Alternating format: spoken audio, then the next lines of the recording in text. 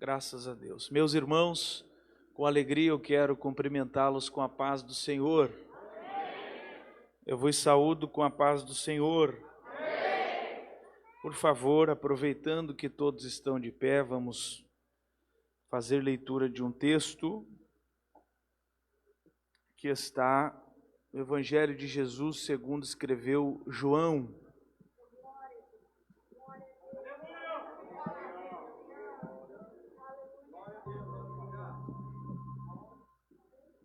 Evangelho de Jesus, segundo escreveu João, nós vamos ler no capítulo 4,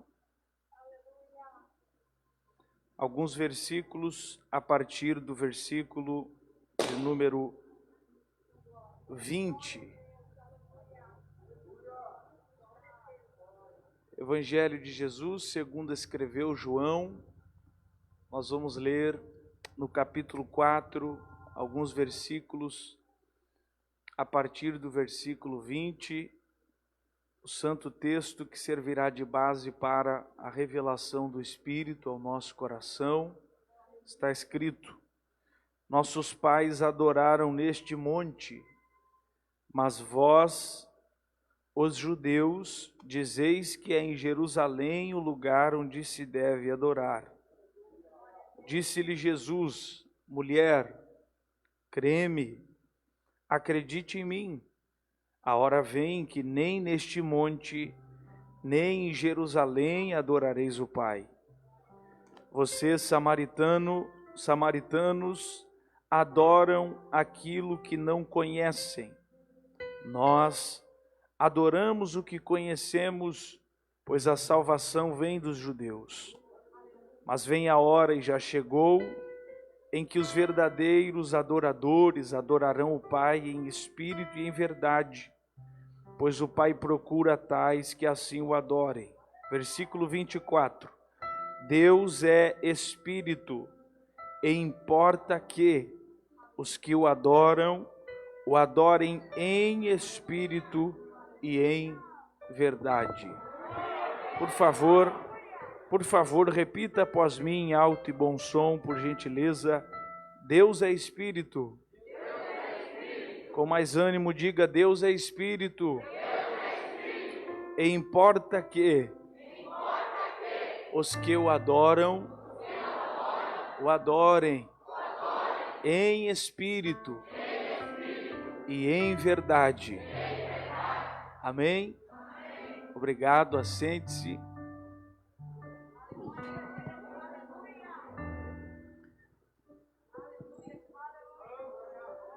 Eu quero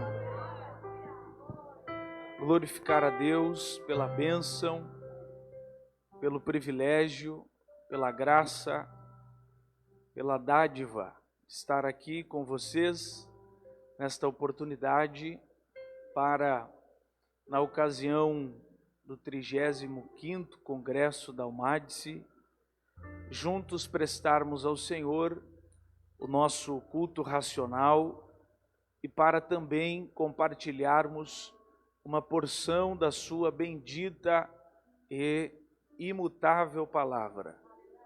Este é um presente que o Senhor nos alcança e por esta razão nosso coração está alegre e a nossa alma cheia de gratidão, crendo que Ele é quem controla todas as coisas e que se aqui nós estamos é porque esta é a sua soberana vontade.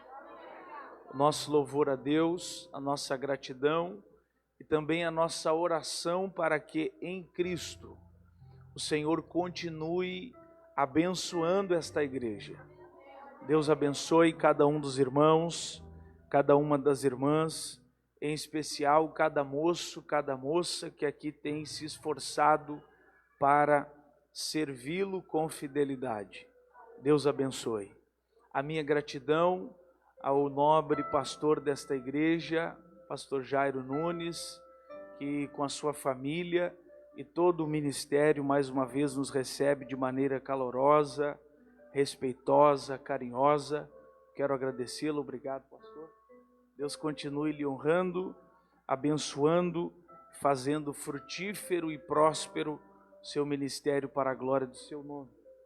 Como ele mesmo já mencionou, nós nos conhecemos já de um bom tempo e eu louvo a Deus por ser testemunha do que Deus tem feito na vida deste homem, da sua família, e o meu coração mais uma vez glorifica a Deus por reencontrá-lo aqui e ver nele se cumprindo promessas e propósitos estabelecidos por Deus. Deus abençoe, em nome de Jesus. Deus abençoe a liderança, a coordenação da Almadice na pessoa do querido irmão Jefter, né? Jefter e também do Magdiel. Deus abençoe estes queridos guerreiros de Deus que estão na frente deste exército de soldados preciosos que não pararam, mas prosseguiram mesmo em meio às dificuldades deste tempo. Deus abençoe, obrigado também por nos receberem, que Deus em Cristo vos recompense. Em especial, quero agradecer aqui o querido irmão Douglas, evangelista, que está também nos dando uma atenção especial, nos levou ali no hotel, nos buscou, nos trouxe ao culto. Obrigado. Deus te abençoe, irmão Douglas, em nome de Jesus. Amém, queridos irmãos. Eu trago uma saudação do nosso pastor, presidente, pastor João de Oliveira, pastor Claudemir, pastor Fernando, ali do Templo Matriz, da Assembleia de Deus em Porto Alegre, onde há pouco mais de 30 dias nós estamos servindo ao Senhor. Amém? Quantos dentre os que aqui vieram esta noite vieram com disposição para ouvir uma mensagem de Deus? Quem veio disposto? Se você está disposto a ouvir, Deus está disposto a falar e Ele vai falar conosco pela sua palavra. Eu prometo ser ao máximo sucinto e objetivo na expressão desta mensagem, contanto que você fique atento para ouvir, e ouvindo você possa entender, e entendendo você possa receber o que de Deus está reservado para você através desta palavra. Amém? Nós estamos nesta noite diante de um dos mais importantes e significativo dentre os 4 evangelhos que no Novo Testamento estão registrados. A saber, o evangelho segundo escreveu João.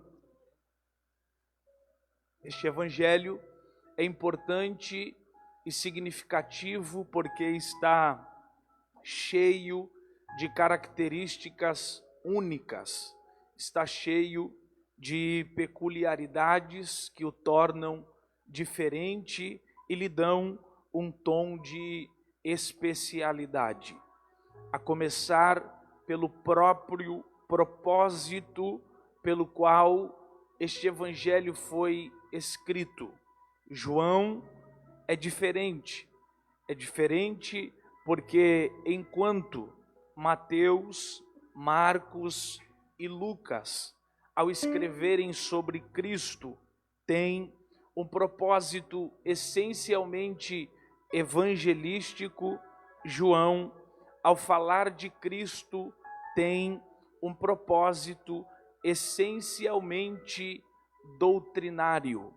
Mateus, Marcos e Lucas tinham como alvo principal, ao falarem de Cristo, através dos livros que escreveram, aqueles que ainda não lhe conheciam. Agora, João, ao escrever sobre Cristo, de maneira inspirada, este livro e este evangelho tem como público-alvo, tem como objetivo principal uma igreja. A tradição informa que provavelmente esta igreja era a igreja que estava estabelecida na cidade de Éfeso.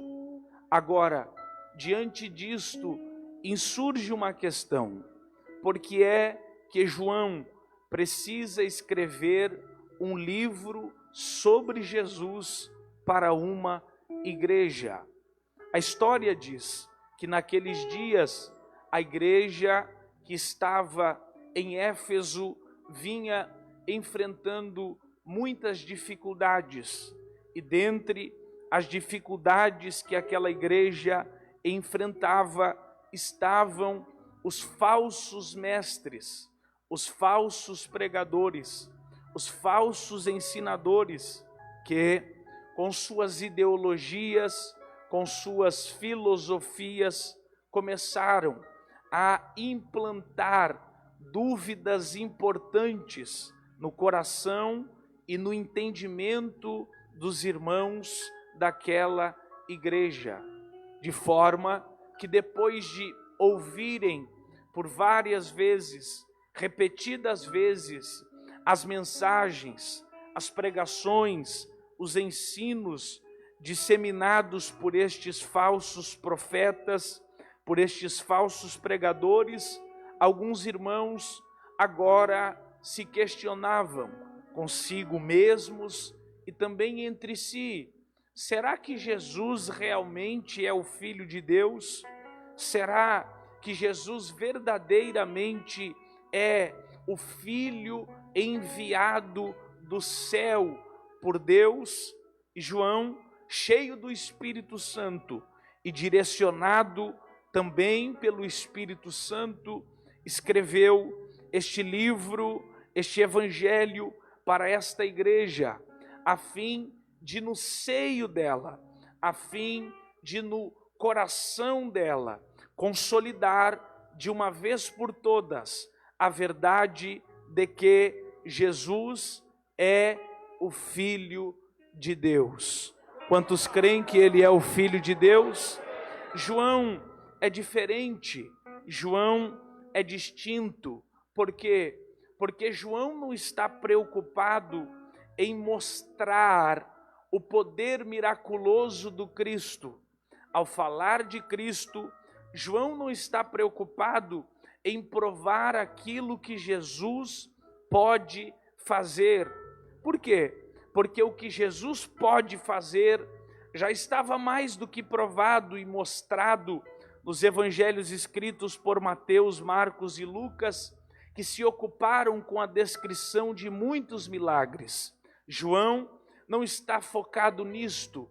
João sabe que aqueles que lerão e ouvirão as suas palavras conhecem o poder milagroso de Jesus.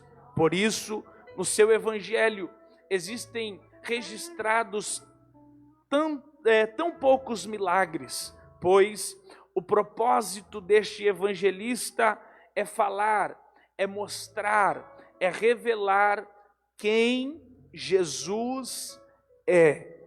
João é diferente, porque João é um evangelho de essência.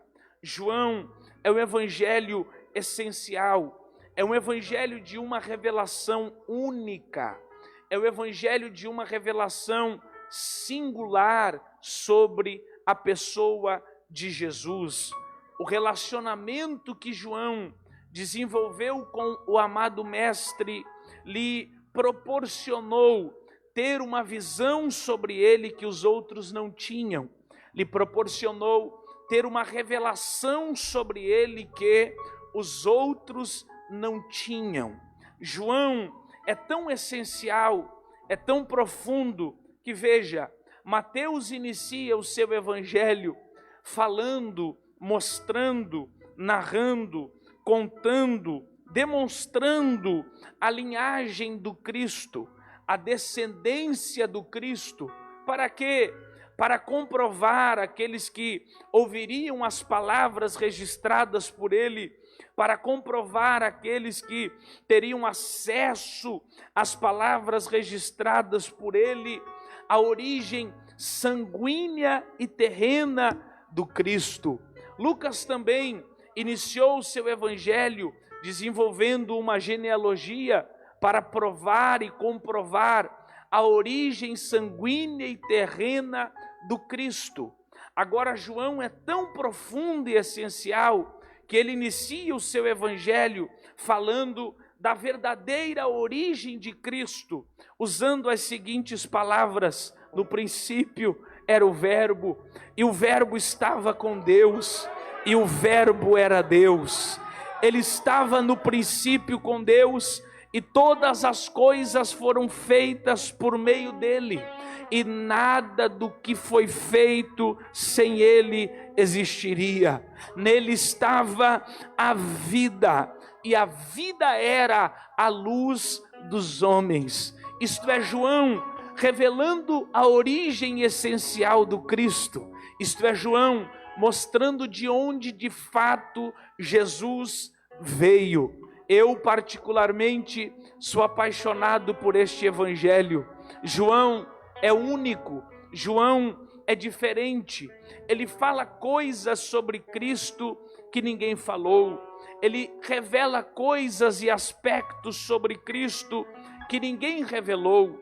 Outra coisa importante e interessante, para que você entenda a grandeza, a profundidade e a intimidade da revelação de João aqui sobre Jesus. João é o único dentre os 4 evangelistas. João é o único que revela Jesus como o Cordeiro de Deus que tira o pecado do mundo. Mateus falou sobre o dia do batismo de Jesus. Marcos falou sobre o dia do batismo de Jesus. Lucas falou do dia do batismo de Jesus. Mas só João escreveu que no dia do seu batismo, quando ele foi visto no meio da multidão por João Batista gritou para todo mundo ouvir as seguintes palavras: eis aí o Cordeiro de Deus que tira o pecado do mundo. João é diferente, porque João possui esta revelação única, esta revelação essencial. Agora, o capítulo 4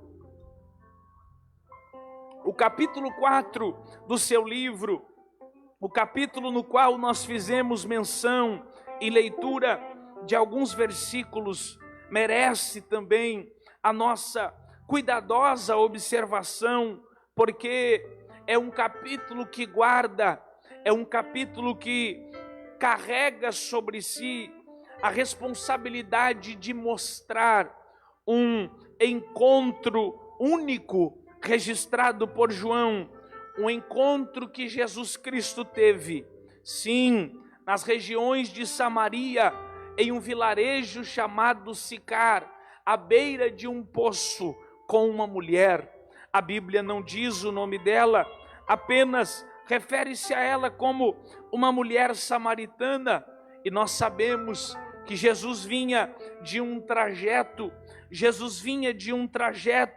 a hora era quase meio-dia, e à beira do poço de Jacó, que estava na vila de Sicar, no território de Samaria, ele parou para descansar.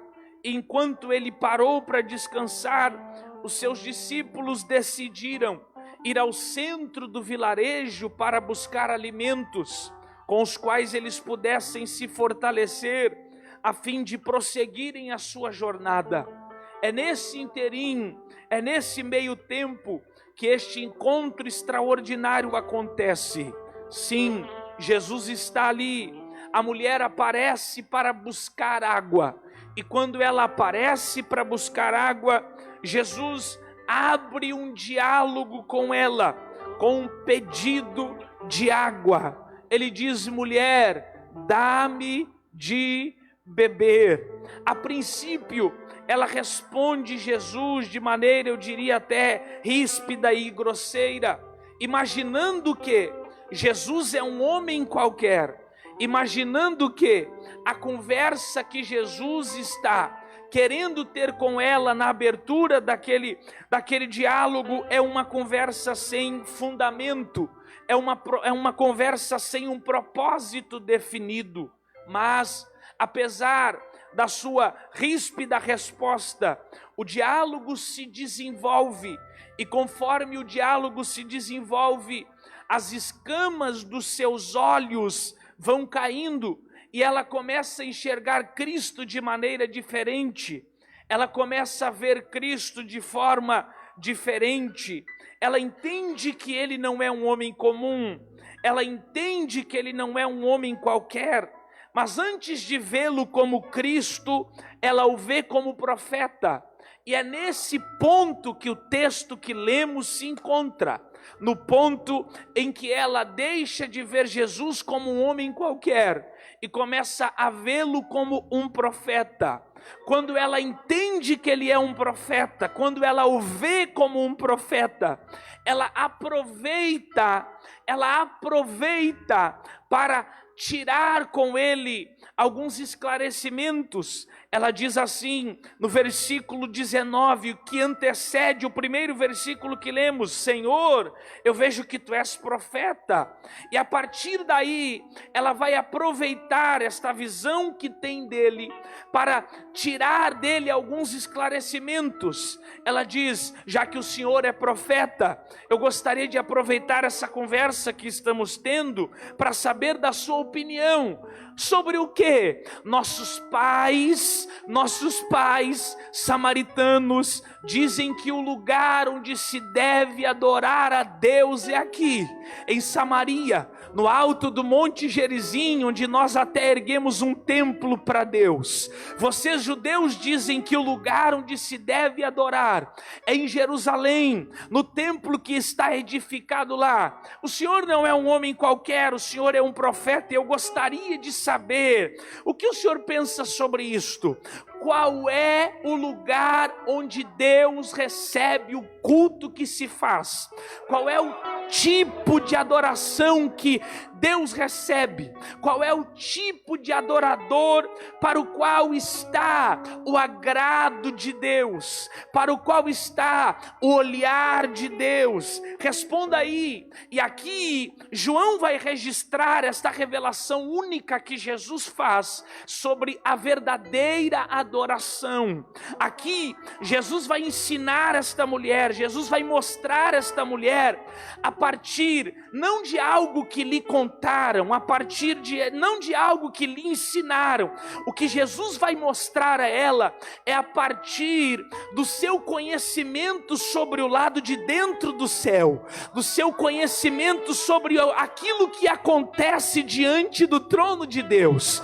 Jesus vai trazer a esta mulher uma revelação única sobre qual é o culto que Deus recebe, qual é o adorador que agrada a Deus. Aqui ele vai falar sobre pelo menos 3 tipos de adoradores e de adoração. Primeiro, ouça o que Jesus diz assim. Ele diz: mulher, escute, aprenda, creia no que eu vou te dizer agora. Vocês, samaritanos, adoram aquilo que não conhecem. Vocês, samaritanos, adoram aquilo que não conhecem.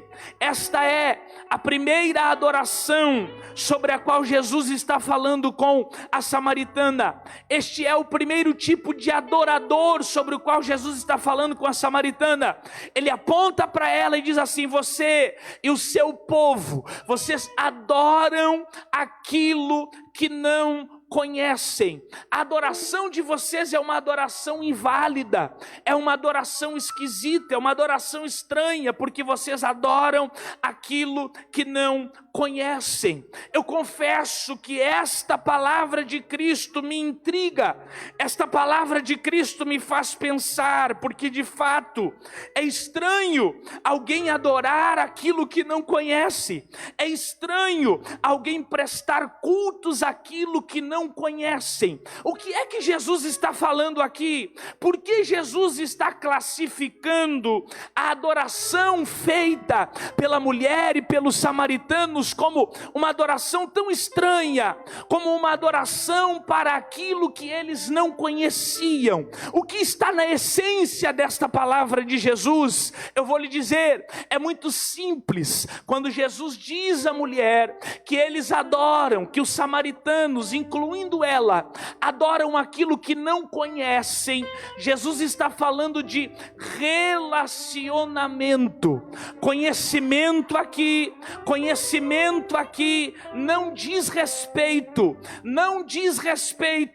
a saber o nome de Deus, não diz respeito a saber o endereço da casa de Deus, não diz respeito a saber que tipo de cântico, de louvores ou de sacrifícios se faz em um culto para Deus. Conhecimento aqui diz única e exclusivamente sobre relacionamento.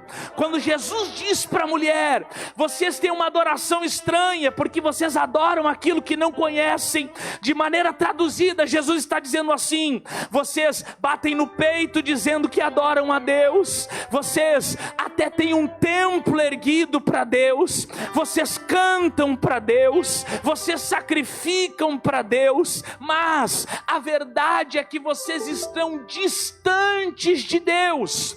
A verdade é que não há no culto que vocês produzem contato real, intimidade real.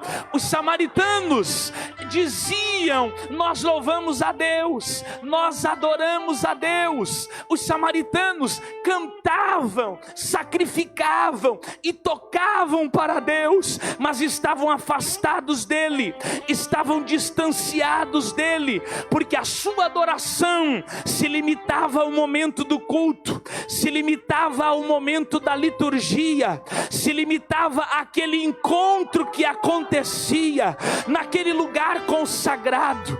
E a grande verdade é que o que nos confirma, o que nos consolida como adoradores de Deus, não é o fato de nós cantarmos para Ele, não é o fato de nós nos vestirmos para Ele, não é o fato de nós tocarmos para Ele, não é o fato simplesmente de nós virmos à casa dEle.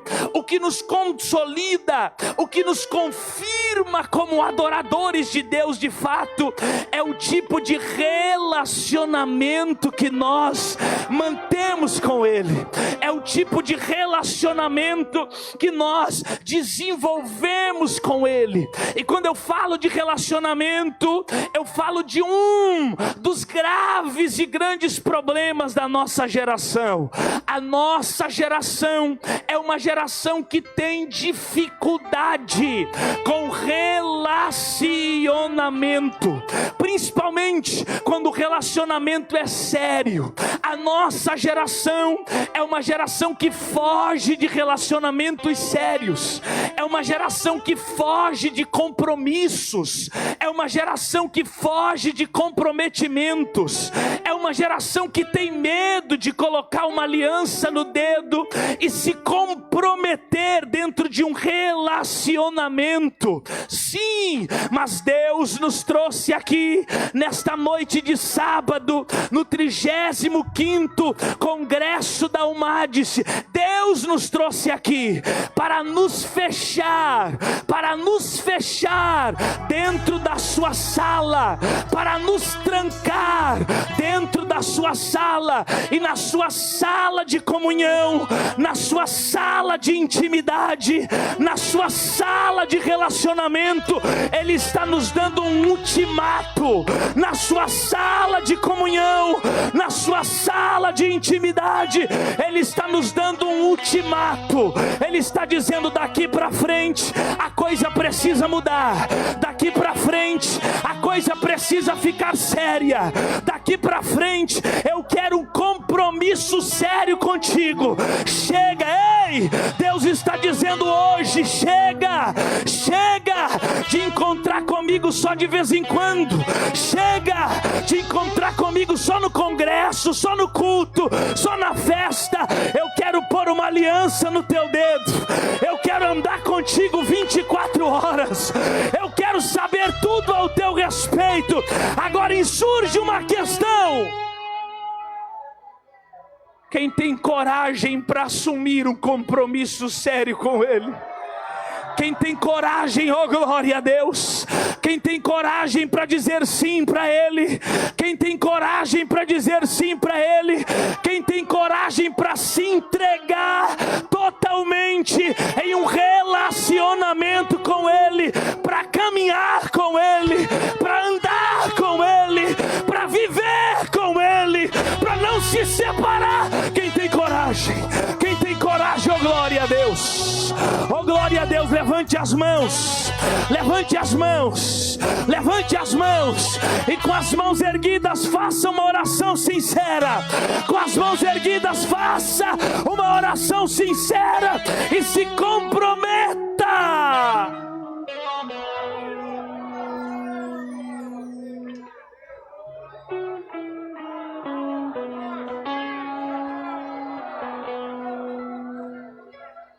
Comprometimento, relacionamento é mais do que cantar, é mais do que tocar, é mais do que vir ao templo. Oh, relacionamento é entrega, relacionamento é dar tudo de si. Eu vou fazer 11 anos de casado agora, no mês de fevereiro próximo. Desde que eu me casei com a minha esposa, irmão, não há nada, absolutamente nada, que eu faça sem que de alguma forma ela esteja envolvida. Nada. Ainda que ela não esteja presente, ela está sempre envolvida em tudo que eu faço. Ela está sempre envolvida em qualquer lugar que eu esteja. Ela está sempre envolvida em qualquer contato que eu tenha. Ela sabe com quem eu converso, ela sabe com quem eu ando, ela sabe com quem eu estive, ela sabe onde eu estive. O que é isso? Isso é casamento, isso é relacionamento sério. Você está entendendo o que Deus está requerendo de você hoje? Você está entendendo o que Deus está requerendo de você deste congresso para frente? Ele está dizendo para alguém: chega de ficada. Eu não quero ficada, eu quero casamento. Oh glória, eu quero casamento. Relacionamento com Deus é algo extraordinário, e nós precisamos aprender uma coisa sobre Deus. E o que é?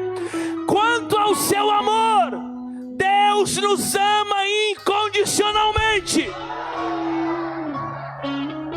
Se você o ama de volta ou não, isso não importa, Ele te ama.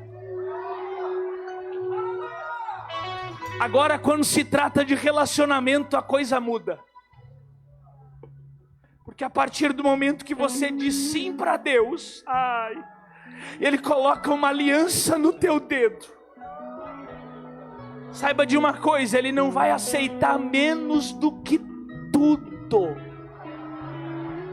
Ele não vai admitir te dividir com ninguém. Ele não vai aceitar te dividir com ninguém. Ele vai querer você por inteiro.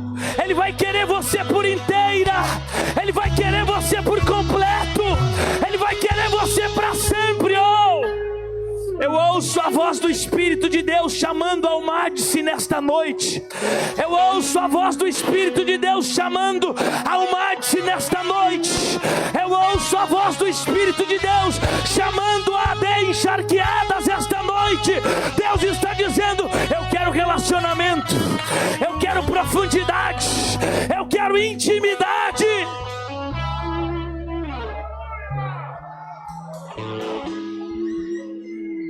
Ouvi uma pregação esses dias de um pastor, o pastor Josué Brandão, e ele falou uma coisa que me marcou.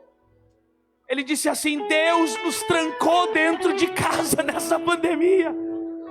Deus nos trancou dentro de casa nesta pandemia. E por que Deus fez isto? Porque Deus está requerendo algo sério.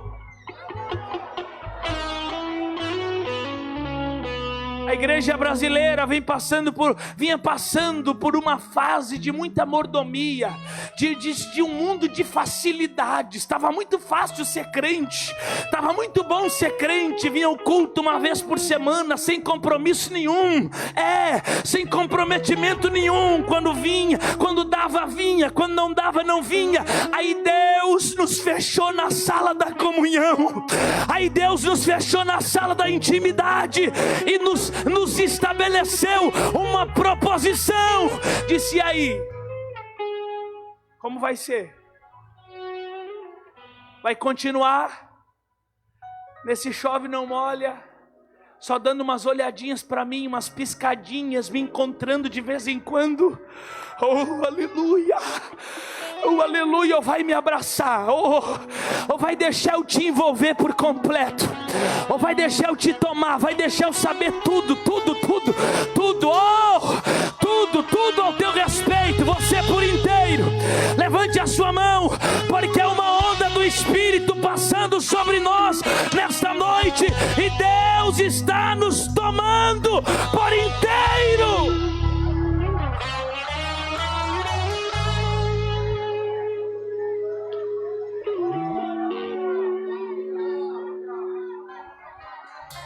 Vocês adoram o que não conhecem.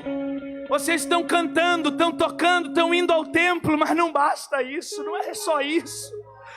Não é só isso. Tem gente que acha que é só isso. Tem gente que acha que Deus está contente só com isso. Não, Deus quer mais.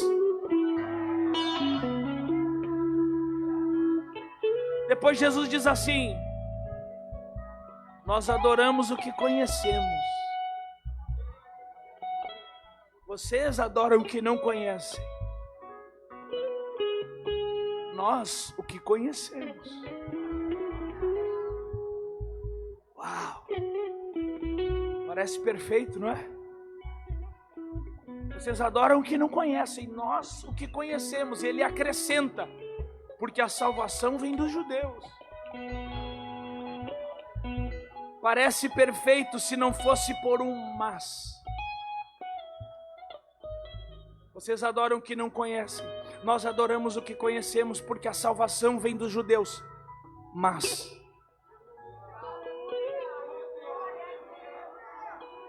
e esse mas desclassifica a adoração dos judeus, que parece perfeita. Por quê? Se eles adoravam o que conheciam, por que Jesus está desclassificando a adoração deles? E é uma desclassificação porque o mestre diz: mas vem a hora em que nem do jeito de vocês e nem do nosso. Por que Jesus está desclassificando a adoração dos judeus, que parece ser perfeita? Afinal, eles adoram o que conhecem, e conhecem mesmo. Nós ouvimos de um povo que foi liberto por Deus de um cativeiro de mais de 400 anos na terra do Egito com milagres. Os judeus são este povo. Então a experiência que eles têm com Deus não é baseada naquilo que eles ouviram sobre Deus como nós. Não.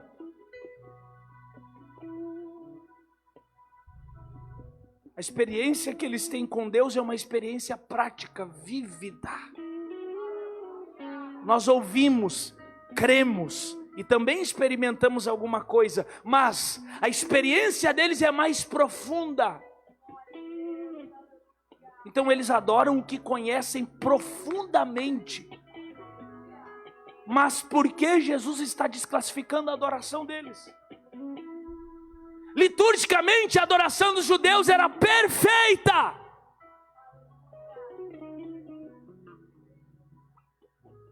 O culto era liturgicamente perfeito, lindo. Mesmo assim, Jesus olha para a adoração deles e diz: é bonita, mas liturgicamente é perfeita, mas o que está faltando nesse culto liturgicamente perfeito? O que está faltando nesse culto lindo, organizado de maneira sistemática e que não sai do plano? Sabe o que está faltando? Coração. Sabe o que está faltando? Alma derramada. Sabe o que está faltando? Espírito quebrantado. Sabe por que Jesus está desclassificando a adoração dos judeus? Porque embora fosse linda, tornou-se rito. Embora fosse linda, faltava paixão.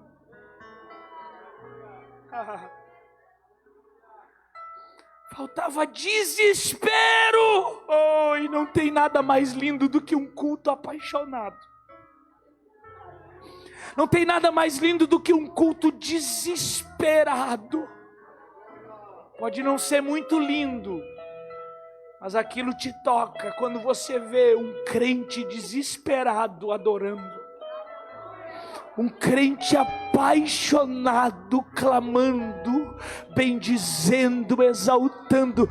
Percebe-se que a presença de Deus é tudo que Ele mais quer. Percebe-se que Ele não canta porque alguém está pedindo para Ele cantar. Percebe-se que Ele canta porque Ele quer atrair Deus para o lugar onde Ele está. Porque Ele quer atrair a glória de Deus para o lugar onde Ele está. Oh, Deus está nos chamando esta noite para fazermos um culto além do sistema. Deus está nos chamando esta noite para fazermos um culto desesperado, um culto apaixonado, que vá além do tempo. Porque o culto apaixonado começa no templo, mas não fica no templo. O culto apaixonado inicia aqui, mas não fica aqui. Como assim, pregador? Ele vai subindo. Ele vai subindo, ele começou aqui, mas ele não vai ficar. Se ele é apaixonado, não vai ficar. Se ele é desesperado, não vai ficar. Que ele passa o forro, ele passa o teto, ele passa o telhado da igreja. Ele vai subindo, ele vai subindo. O crente vai cantando e ele vai subindo. O crente vai adorando e ele vai subindo, vai subindo, vai subindo, vai subindo até chegar à sala do trono.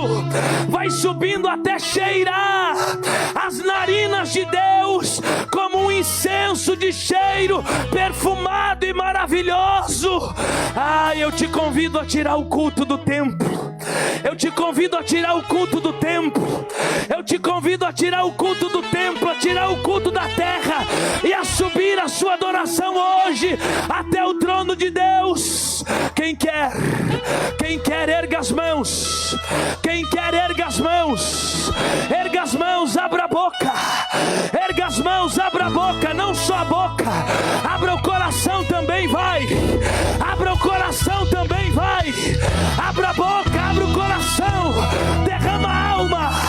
Entrega tudo. Clama. Diga glória. Diga aleluia. Até que Ele venha.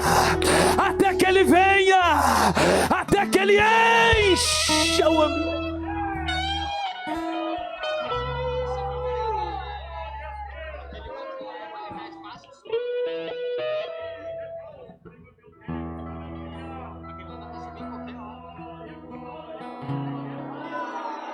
Emai choclemonesi candureia.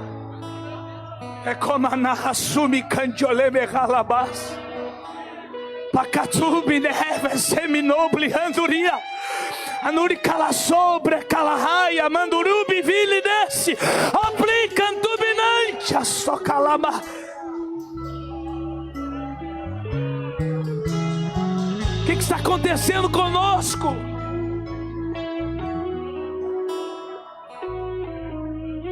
Nós deixamos a paixão do início. Tornamos os nossos cultos mecânicos, robóticos. Não é?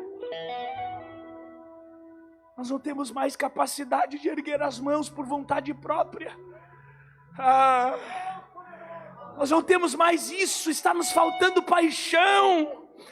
Nos tornamos robóticos, mecânicos na nossa adoração. Alguém diz levante a mão e nós levantamos. Alguém diz abra a boca e nós abrimos. Alguém diz fique de pé e nós ficamos. Irmão, nos limitamos a isto. Eu não estou falando de um culto bagunçado. Eu não estou falando de baderna, não. Eu estou falando de paixão. Eu estou falando de desespero pela presença de Deus. Porque o culto apaixonado, ele é assim. Ele é organizado, mas é apaixonado. Ele é organizado, mas a fome de Deus, a fome de Deus.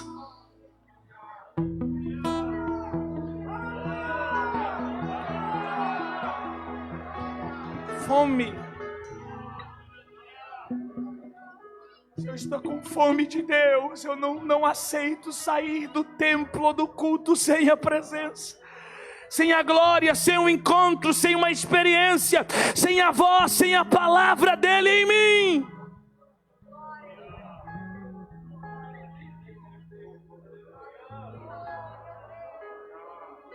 Eu estou pregando onde passo e dizendo que Deus vai enviar um avivamento sobre a igreja ainda antes do arrebatamento. Eu creio nisso. Alguém esses dias disse, Manassés, não, isso não existe. Daqui para frente a coisa só vai piorar. Daqui para frente o negócio só estreita. Ainda assim, eu persisti dizendo, eu ainda acredito. A parábola das 10 virgens, a Bíblia diz que todas adormeceram, todas. Mas à meia-noite ouviu-se um grito. E aí que quando ouviu-se um grito, todas despertaram. E aqui está o grande avivamento que eu estou aguardando. Nós vamos ouvir esse grito antes de encontrar o noivo. Nós vamos ouvir, nós vamos viver esse avivamento. Só que eu ainda acredito que esse grande avivamento vai começar com uma reforma no nosso jeito de adorar. Irmão, vai começar com uma reforma no nosso jeito de adorar. Aquela paixão do início vai voltar. Aquele fogo do início, oh glória a Deus. Aquele fogo do início vai voltar. Aquela paixão do início vai adorar. Oh, eu me lembro, pastor Jairo. Eu me lembro, eu era menino na igreja, na Assembleia de Deus, e não importava se o hino era novo, se era afinado, não interessava. Eu queria ouvir alguém cantar para dar glória a Deus, para falar em línguas estranhas, para ser renovado, para sentir a presença de Deus. Era paixão, era paixão, era paixão. Eu estou apaixonado e desesperado pela presença dEle. Onde estão os apaixonados? Onde estão? Onde estão? Segure as mãos levantadas. Segure as mãos levantadas, porque vai começar o mover de Deus sobre a igreja. Vai começar o mover de Deus. Oh, manche halabás. Sinta esse fogo de Deus em ti. Sinta essa paixão. Sinta esta fome voraz surgindo no teu interior. Sinta algo de Deus.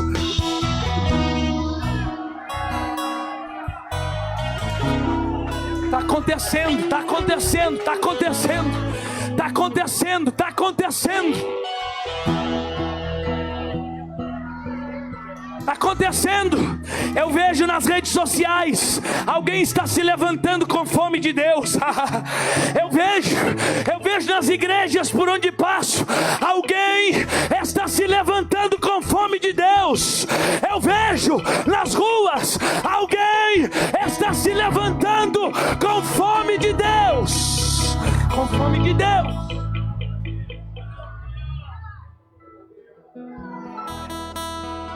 Vocês adoram o que não conhecem, nós o que conhecemos. Mas vem a hora, em que nem do nosso jeito, nem do jeito de vocês. Porque sistema litúrgico não limita quem é adorador. Lugares não limitam quem é adorador. Não importa se é aqui, se é em Jerusalém, se é em Samaria. Um adorador atrai Deus em qualquer lugar. Nem do jeito de vocês, nem do nosso. Vem a hora em que os verdadeiros adoradores adorarão ao Pai em espírito e em verdade. Eu encerro aqui dizendo que a verdadeira adoração tem duas evidências no adorador. Duas. Jesus disse assim: cuide, o verdadeiro adorador vai adorar ao Pai em espírito e em verdade. Estas duas evidências estão no adorador: espírito e verdade. Jesus disse: o verdadeiro adorador vai adorar em espírito. Por que em espírito? Espírito é o que está dentro. É onde ninguém vê. É o que ninguém vê. Por que primeiro em espírito? Porque a verdadeira adoração começa aqui. Onde ninguém vê.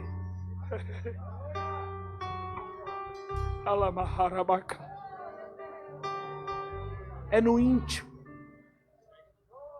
é no espírito, é dentro, é dentro. A gente não pode pegar na mão, mas pode apontar o dedinho. Aponte o dedinho respeitosamente para o irmão da direita, para o irmão da esquerda, e diz assim: a verdadeira adoração começa dentro. Diga aí para o irmão, diga, faça isso por favor. Diga assim: irmão, a verdadeira adoração começa dentro. Começa dentro, começa dentro, começa dentro, começa dentro, começa dentro, começa dentro, começa dentro. O culto bom começa aqui dentro. Culto bom começa aqui dentro, aqui dentro, aqui dentro, aqui dentro. Quem não tem culto dentro não faz culto bom. Começa dentro.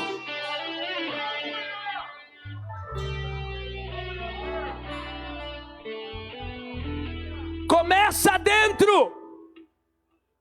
Mas não fica dentro. Porque Jesus disse: em espírito, em verdade. Verdade aqui é o que é concreto, o que é palpável, o que se vê, o que se toca. A verdadeira adoração começa dentro, mas não fica dentro. Ela começa dentro e sai para fora. Só faz culto em verdade quem primeiro faz em espírito. Só faz culto fora quem primeiro tem culto dentro. É por isso que você vê alguém que não consegue glorificar. Por quê? Aqui dentro não tem culto. Aqui dentro está fechado. Aqui dentro está em quarentena, porta cerrada. Mas quem tem culto dentro não resiste ficar muito tempo com o culto aqui dentro. Quem tem culto dentro não aguenta segurar o culto ali dentro muito tempo. Pode ver, daqui a pouco alguém está levantando a mão porque tem culto aqui dentro e está saindo para fora. Daqui a pouco alguém está com as duas mãos porque tem culto aqui dentro e está saindo para fora.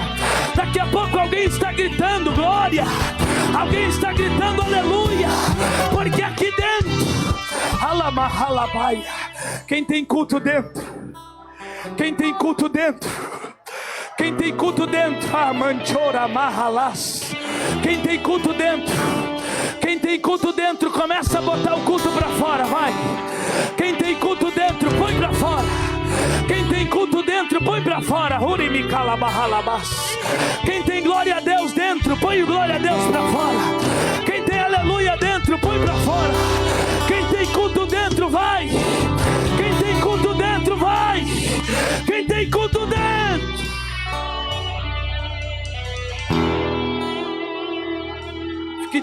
fique de pé.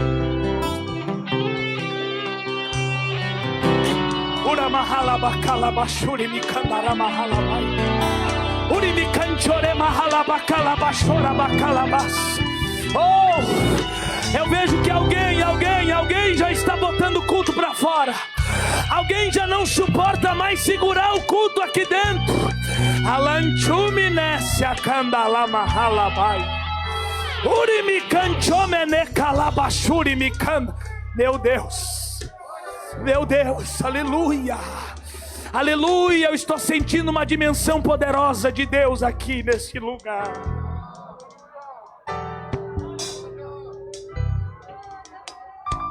Sabe o que nós vamos fazer? Nós vamos adorar. Ai, choremala.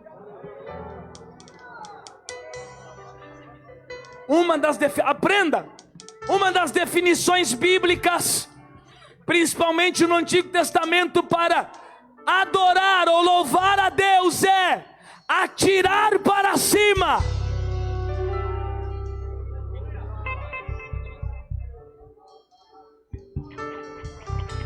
Oh, o pobre adorador que está aqui embaixo, apaixonado e desesperado, quer tanto a presença de Deus que ele pega o melhor que ele tem, em paixão, em desespero, em palavras, e lança para cima o mais alto que ele pode, para que atinja o coração de Deus. Adoração poderosa é esta, na vertical, de baixo para cima. Esta Deus não resiste. E sabe o que nós vamos fazer? Eu já disse, vamos adorar. Nós vamos adorar, pelo menos aí uns 5 minutinhos nós vamos adorar. Nós vamos atirar para cima. Nós vamos atirar para cima. Ora maia, alabassa. Nós vamos atirar para cima. Almighty vai atirar o melhor, o melhor, o melhor, o melhor. Nós vamos lançar para cima. Nós vamos provocar Deus. Provocar Deus para que Ele encha esta casa com a presença dEle. Não precisa inventar moda, não precisa de cortina de fumaça, de luz apagada, não precisa. É só abrir a boca, é só abrir a boca, é só abrir a boca e chamar por Ele. Alamandioma halabashuri mikandalaia. Aleluia. Eu quero convidar os adoradores agora. Eu quero convocar os adoradores agora. Alamanderoma hai. Quem tem adoração, comece a adorar, comece a adorar, comece a adorar, comece a adorar, comece a adorar, até que Ele venha, até que Ele encha, até que Ele encha, até que Ele encha, até que Ele encha, vai. Quem tem glória a Deus, quem tem glória a Deus, quem tem glória a Deus, solta o glória a Deus. Quem tem glória a Deus, solta o glória a Deus. Ai, Jomema Halabai, glória, glória, glória, glória, glória, glória, glória, glória, glória, glória, glória, glória, glória, glória, glória. Glória a Deus, glória a Deus, glória a Deus. Está subindo, está subindo, está subindo a tua adoração, está subindo o teu glória, está subindo. Adore, adore, adore, alamande comanas, adore, adore, adore, ai, ai, ai, adore, adore alguém, adore.